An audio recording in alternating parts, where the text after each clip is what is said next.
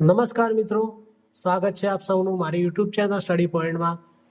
વિડીયોને લાઇક કરો, શેર કરો અને ચેનલને સબસ્ક્રાઇબ કરો. નવા વિડીયોના નોટિફિકેશન માટે બેલ આઇકન દબાવો.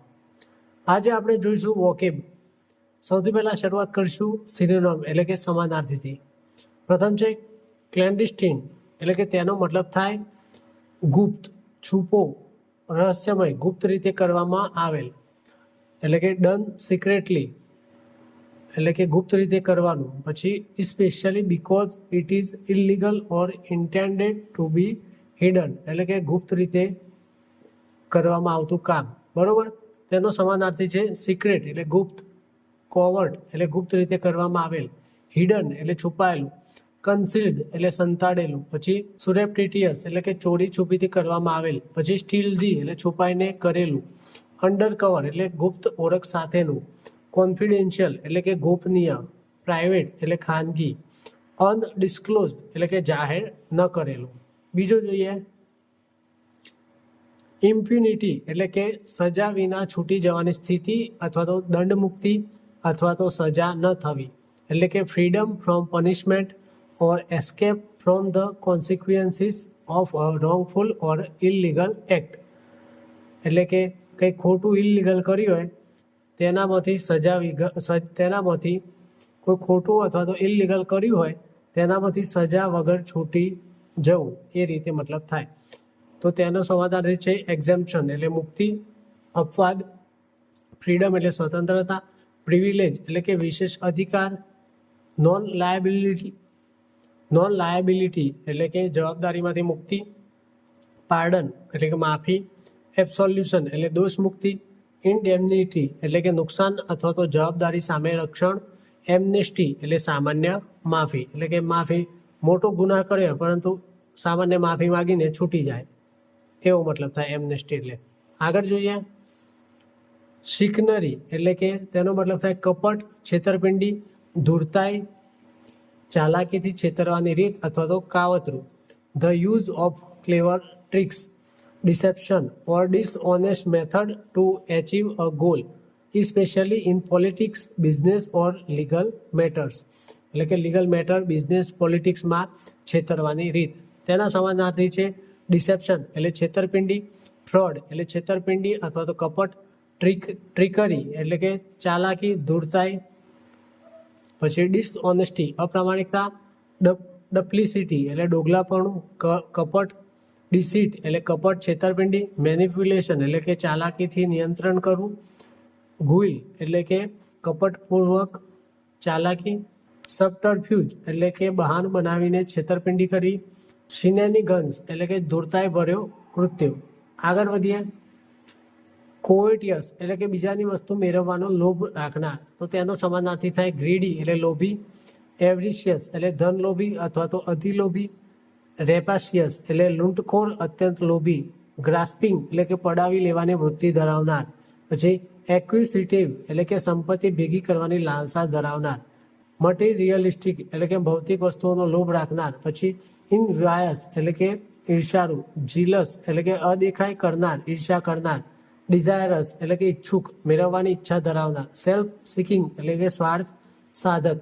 આગળ જોઈએ ઓપેકનો મતલબ થાય અપારદર્શક, પ્રકાશ ન પસાર થવા દે તેવું, અસ્પષ્ટ, સમજવામાં મુશ્કેલ એટલે કે not allowed light to pass through, difficult to understand or not transparent.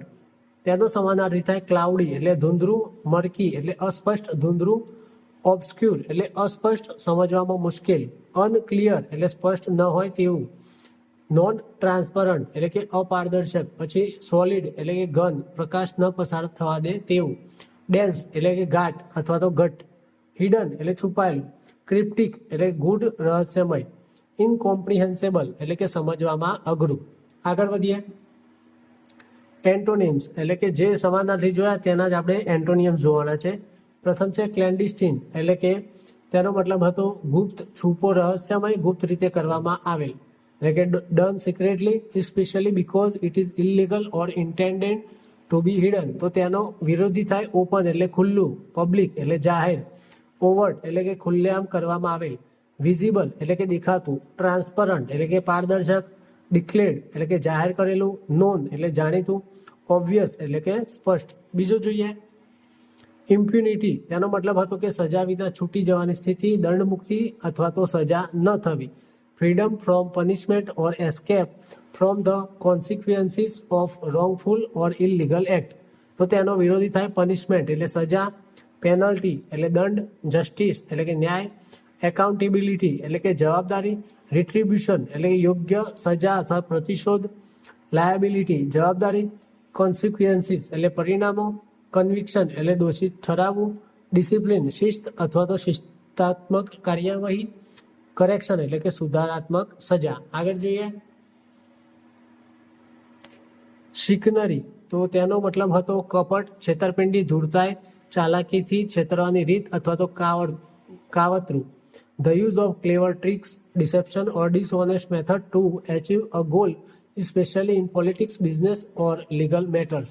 તો તેનો વિરોધી થાય ઓનેસ્ટી એટલે પ્રામાણિકતા, ઇન્ટિગ્રિટી એટલે ઈમાનદારી, ટ્રુથફુલનેસ એટલે સત્યવાદિતા, સિન્સિયરિટી એટલે નિષ્ઠા, ફેરનેસ ન્યાયીપણું, ટ્રાન્સપરન્સી એટલે પારદર્શિતા, કેન્ડોર એટલે કે નિખાલસતા, ઓપનનેસ એટલે ખુલ્લાપણું, સ્ટ્રેટ ફોરવર્ડનેસ એટલે કે સીધા સરળતા, જસ્ટિસ એટલે ન્યાય.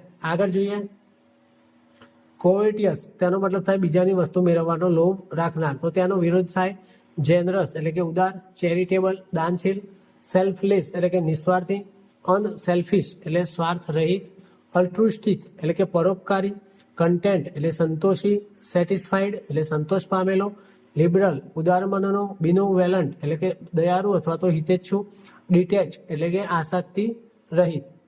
આગળ જોઈએ ઓપેક, તેનો મતલબ હતો અપારદર્શક, પ્રકાશ પસાર ન થવા દે તેવું, અસ્પષ્ટ, સમજવામાં મુશ્કેલ.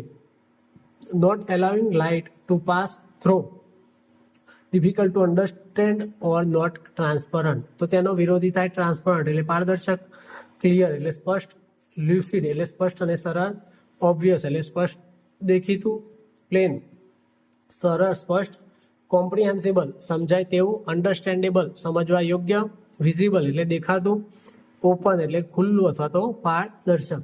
આગળ જોઈએ હવે જોઈએ ઇડિયમ્સ. ઇડિયમ્સ પ્રથમ છે વોક અ ટાઇટ રોપ.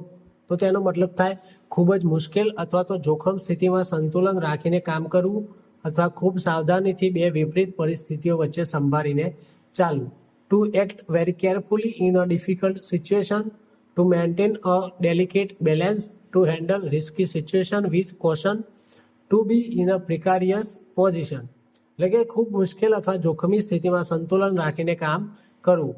વાક્ય આપેલું છે એઝ અ જજ she must walk a tightrope to remain fair. એટલે કે ન્યાયાધીશ તરીકે તેને નિષ્પક્ષતા જાળવવા ખૂબ સાવધાનીથી નિર્ણય લેવા પડે છે. બરાબર. આગળ જોઈએ અ ડબલ એજ સ્વોર્ડ. સ્વોર્ડ એટલે તલવાર અને એજ એટલે ધાર એટલે કે બે ધારવાળી તલવાર. તો તેનો મતલબ થાય દ્વિધારી અસર ધરાવતી પરિસ્થિતિ જેના ફાયદા અને નુકસાન બંને હોય એવી વસ્તુ, આશીર્વાદ પણ અને પડકાર પણ બને તેવી વસ્તુ. એટલે કે something that has both advantages or disadvantages, or something that can help or harm, something beneficial in one way but harmful in another. એટલે કે એક રસ્તે ફાયદાકારક તો એક રસ્તે નુકસાનકારક, એ રીતે તેવી વસ્તુની વાત હોય. A situation with both positive and negative consequences. એટલે કે હકાર અને નકાર પરિણામ ધરાવતી પરિસ્થિતિ. તેનું વાક્ય આપ્યું છે artificial intelligence is a double edged sword for society. એટલે કૃત્રિમ બુદ્ધિમત્તા સમાજ માટે લાભ અને ગેરલાભ બંને ધરાવે છે. ત્રીજું જોઈએ open a can of worms. Warm એટલે કે કીડા અને કેન એટલે કે પેલું કેન આવે છે ખાનું બોક્સ, તેને કહેવાય કેન. તો તેનો મતલબ થાય નવી મુશ્કેલીઓ ઊભી કરવી, બિનજરૂરી વિવાદ શરૂ કરવો, જટિલ સમસ્યાને જન્મ આપવો. એટલે કે એક કેન ડબ્બો હોય તેમાં શું કહેવાય કે જીવડા ભરેલા હતા, એ ડબ્બો ખોલી દેવો એટલે બધા જીવડા હોય એ બહાર આવી જાય, એટલે કે મુશ્કેલી ઊભી થઈ જાય. તો to create many new problems, to start a difficult or complicated situation, to trigger a series of unexpected problems, to make a situation more complicated. એટલે કે બિનજરૂરી વિવાદ ઊભો કરવો અથવા તો નવી મુશ્કેલી ઊભી કરવી. વાક્ય આપ્યું છે if you investigate that old case you may open a can of worms, એટલે કે જો તમે તે જૂના કેસની તપાસ કરશો તો ઘણી જટિલ સમસ્યાઓ ઊભી થઈ શકે છે. આગળ જોઈએ, અ લિટમસ ટેસ્ટ, તેનો મતલબ થાય કે a decisive test of quality or ability, a crucial test, a true measure of success. Litmus paper આપણે આવતું હતું જે એસિડ બેઝ નક્કી કરવા માટે વાપરીએ છીએ તેના પરથી બનેલું છે. તો તેનો મતલબ થાય કસોટી, પરખ કરવાની કસોટી અથવા તો ખરી પરીક્ષા, વાસ્તવિક ચકાસણી, કોઈ વસ્તુની સાચી ગુણવત્તા અથવા તો ક્ષમતા બતાવતી કસોટી. ત્યારે આપણે લિટમસ ટેસ્ટ એવો ઇડિયમ વાપરી શકીએ છીએ. વાક્ય છે the final interview is the litmus test for all candidates, એટલે કે અંતિમ ઇન્ટરવ્યુ તમામ ઉમેદવારો માટે સાચી કસોટી છે. આગળ જોઈએ,